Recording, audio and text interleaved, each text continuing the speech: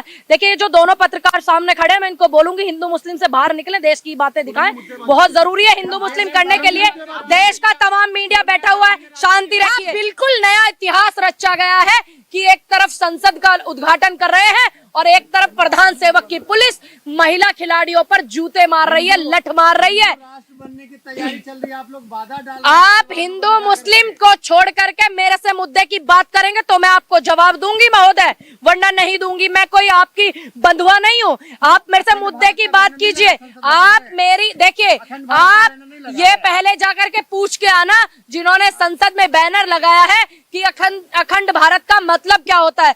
दूसरी बात, दूसरी आप उनसे पूछिए, आप उनसे पूछना जिन्होंने लगाया, मैंने नहीं लगाया।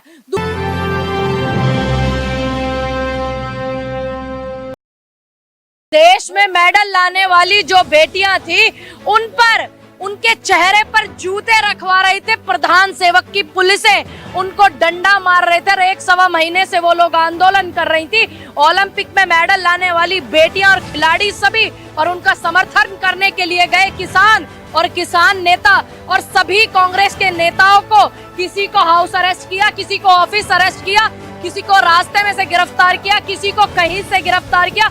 उसी गिरफ्तारी के सभी नेता शिकार हुए, कांग्रेस के और किसानों के जो नेता हैं वो शिकार हुए हैं। और ये भी इतिहास में दर्ज होगा कि जब नई संसद का उद्घाटन हुआ था तो उसमें राष्ट्रपति जी को नहीं बुलाया गया था, और भूमि पूजन हुआ था तो उसमें उपराष्ट्रपति जी को नहीं बुलाया था। ये प्रथम संविधान के जो प्रथम नागरिक है, जो हमारे लोकतंत्र का प्रथम नागरिक, संविधान में जो प्रथम नागरिकता दी गई है, ये उनका अपमान है, ये संविधान का अपमान है। और ये सभी चीजें इतिहास में दर्ज होंगी कि जो प्रधान सेवक है वो अपने अहंकार में, वो अपने घमंड में, वो गुरूर में अपने इतने ज्यादा मगरूर हो गए कि ना उनको उन बेटियों की हालत दिखी, और वो संसद का उद्घाटन करने प्रधान सेवक पासी में आए और उन पुलिस वालों से उनका धरना खत्म करवाया, और धरने का सामान जो था उसे डीसीएम में भर के ले गए। और बेटियों की जो हालत थी, वो जो मंजर पूरे हिंदुस्तान ने ही नहीं, क्योंकि कल वो एक ऐसा दिन था जिस दिन संसद का इन्होंने उद्घाटन किया तो पूरे हिंदुस्तान की ही नहीं, पूरे वर्ल्ड की नजरें कल हिंदुस्तान पर थी। और एक प्रधान सेवक हमारे क्या कर रहे थे ये देश ने देखा, ये बेटियों के साथ क्या कर रहे उन्होंने देखा, ये जनता को कितना प्रताड़ित। हाँ, बिल्कुल नया इतिहास रचा गया है कि एक तरफ संसद का उद्घाटन कर रहे हैं और एक तरफ प्रधान सेवक की पुलिस महिला खिलाड़ियों पर जूते मार रही है, लठ मार रही है। आप हिंदू मुस्लिम को छोड़ करके मेरे से मुद्दे की बात करेंगे तो मैं आपको जवाब दूंगी महोदय, वरना नहीं दूंगी। मैं कोई आपकी बंधुआ नहीं हूँ। आप मेरे से मुद्दे की बात कीजिए। आप मेरी देखिए, आप ये पहले जाकर के पूछ के आना जिन्होंने संसद में बैनर लगाया है कि अखंड भारत का मतलब क्या होता है। दूसरी बात, आप उनसे पूछिए, आप उनसे पूछना जिन्होंने लगाया, मैंने नहीं लगाया। दूसरी बात, यहाँ हम बात कर रहे हैं मुद्दे पर, हिंदू मुस्लिम की बात करेंगे आप, मैं मुद्दों पर बात करूंगी। जो कल देश में हुआ आप वो बात कीजिए, बेरोजगारी पर मेरे से बात कीजिए, शिक्षा पर मेरे से बात कीजिए, स्वास्थ्य सुविधाओं पर मेरे से बात कीजिए। और सबसे बुरा नजारा जो था कल संसद का, शायद आप लोगों ने देखा हो, आप लोगों ने शायद देखा हो कि जितने इनकी पार्टी में मुलजिम हैं, यानी कि ब्रजभूषण हो या फिर आशीष मिश्रा का पिता हो टैनी मिश्रा, सभी को इन्होंने संसद में बुलाया, लेकिन राष्ट्रपति जी को नहीं बुलाया। और आपने देखा उनको, मैं बोल लूं या तो आप मेरी बात पूरी हो जाने दीजिए तब मैं आपकी सुनूंगी।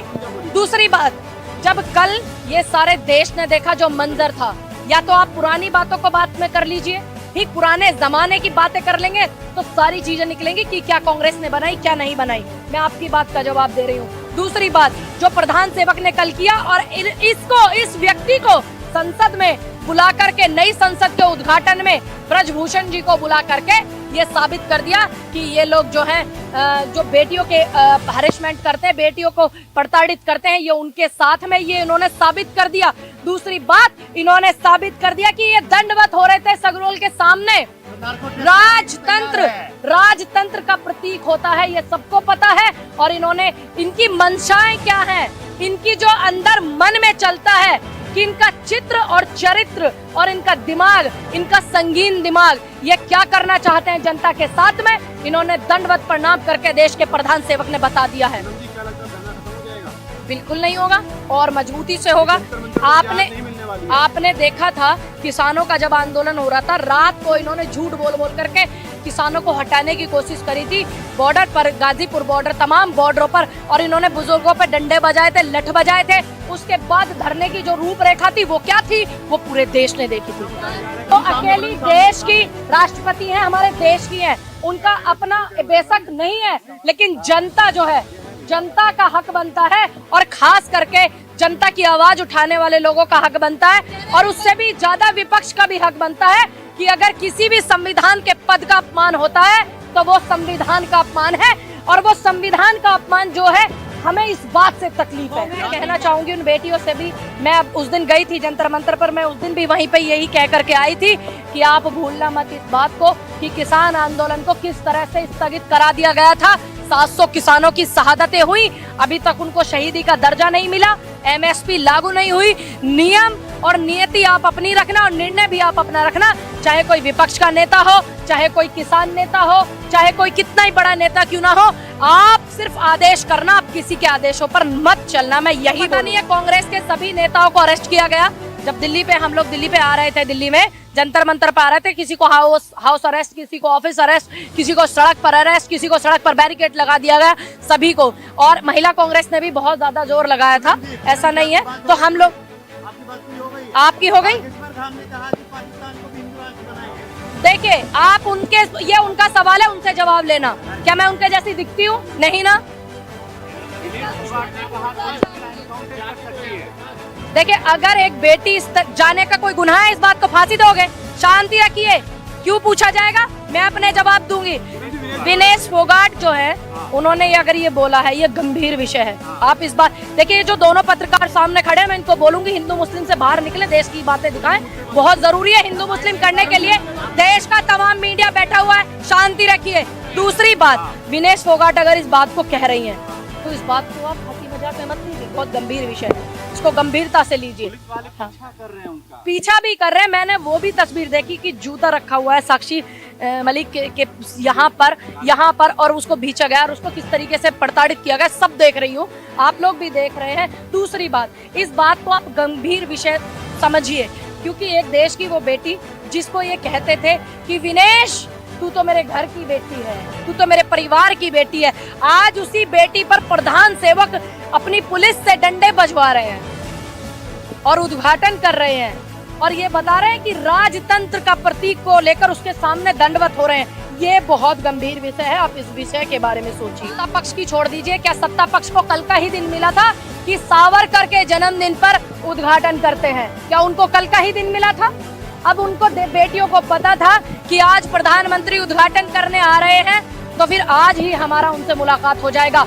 और किस तरह से तिरंगे को लेकर के वो बेटियां चल रही थी, और तिरंगे को ये प्रधान सेवक की जो पुलिस है किस तरीके से नीचे गिरा रही थी, ये भी आप देखिए। अगर देश की बेटी मार्च निकाल रही है, कोई मार्च निकाल रही है, तो क्यों नहीं? क्या दिक्कत क्या है? क्या लोकतंत्र है? लोकतंत्र है देश में? या मैं इसको ये मान लूं कि अघोषित आपातकाल, क्या मैं मान लूं इसको? अगर इस लोकतंत्र में है तो सबको अपनी आवाज उठाने का अधिकार है।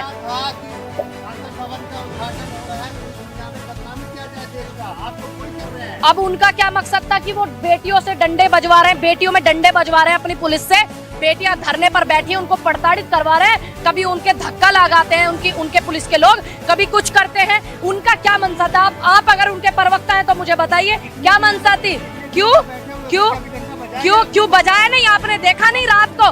क्यों रात को नहीं देखा आपने? जिस दिन बारिश पड़ी थी तो उनको जो है फट्टे देने के लिए आए थे कि तख्तों पे सो जाएंगी बेटियां। आपको पता नहीं है रात को डंडे बजाए थे उस दिन भी? आपको नहीं पता इस बात का? तो इसका मतलब कितनी बड़ी घटना थी वो, पूरे देश ने देखी। रात को 2 बजे पुलिस ने वो हाहाकार मंजर मचाया उन बेटियों के सामने, और आप कह रहे हैं बड़ी घटना नहीं थी? शर्म नहीं आती आपको? क्या आप थे वहाँ? तो इसका मतलब आप व्यूज लेना है, बस आपका मतलब व्यूज से है। आपको नहीं पता 2 बजे उस दिन क्या हुआ था? पूरे देश ने देखा था, देश के तमाम 19 निष्पक्ष पत्रकारों ने हर आवाज को उठाया था बेटियों की। आप नहीं थे वहां पर? बैरिकेड लगाने की जरूरत क्या थी?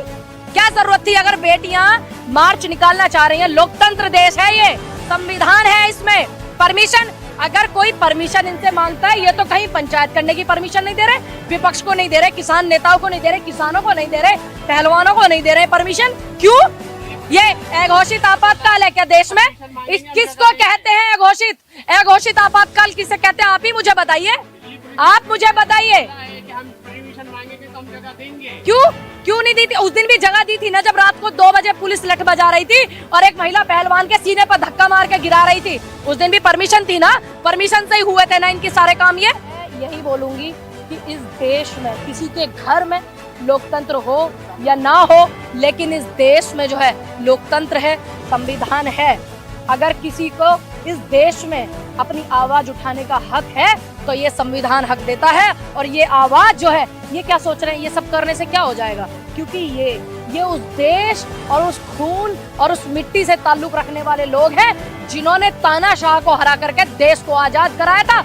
ये धरती माफी लिखने वालों की नहीं है, माफी मांगने वाले लोगों की नहीं है, ये ब्रिटिशों से पेंशन लेने वाले लोगों की धरती नहीं है। ये धरती शहीद आजम भगत सिंह, सुभाष चंद्र बोस, नेहरू, गांधी, पटेल, अशफाक उल्लाह खां, ये उनकी धरती है। अम्बेडकर जी की धरती है, झांसी की रानी की धरती है। ये माफी मांगने वाले लोगों की धरती नहीं है। मैंने बता दिया, माफी मांगने वाले लोगों की धरती नहीं है, ना ही उनके अनुयायी है। ये उनकी अपनी मंशा है। और ये समझनी होगी जनता को कि जिस देश के इतने बड़े प्रधान सेवक, ठीक इतने बड़े पद पर रहने वाले व्यक्ति एक राजतंत्र के प्रतीक के सामने दंडवत प्रणाम करते हैं, तो उनका आप मन समझ लीजिए कि वो जनता को और तुम तमाम मीडिया वालों को और इस देश की एक एक जनता को क्या संदेश देना चाहते हैं, कि उनकी मंशा क्या है, उनका चित्र और चरित्र क्या है, कि वो कितने राजतंत्र को फॉलो करते हैं और कितने लोकतंत्र को फॉलो करते हैं। ये उनकी मंशा है। ऐसी ही बड़ी खबरों को देखने के लिए जुड़े